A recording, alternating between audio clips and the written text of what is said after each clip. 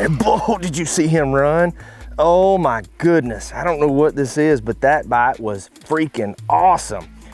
Feels like it's a healthy fish, whatever it is. Let's see. Ah, he's running. Oh, it's a really good bass.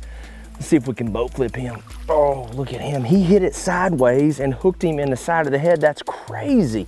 You guys, trailer choice can be a make or break deal when fishing a covert finesse spinnerbait. Make sure you're not making the mistake of choosing a trailer that's too big and dampening the action on your spinnerbait.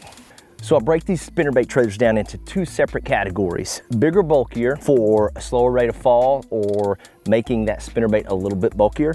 And then I've got the smaller ones like the grub and the Ned minnow to keep that real small, compact profile and not lose any action in the spinnerbait. And that's why it's so important for you to choose the right trailer with a finesse spinnerbait.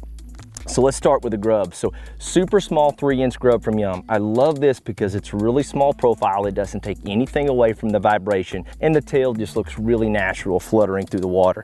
The second option when you want to keep that small profile is the Yum Ned minnow. This looks exactly like the bait fish in the fall. It's got the correct profile tail, the small fins. This is a dynamite trailer on the finesse spinnerbait. When you move into the paddle tail category, my first option is going to be the Yum Scottsboro swim bait in the 3-inch, and make sure you're using the 3-inch. It's still a small profile, but that paddle tail will allow you to have lift in that spinnerbait and keep that bait up in the water column. And then the last option is one of my all-time, all-around favorites, and it's the Yum 3.5-inch pulse.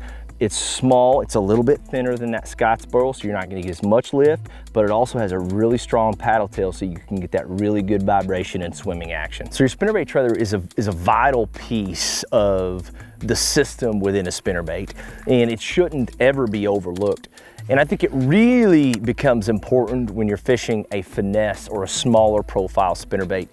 Here's the reason I say that.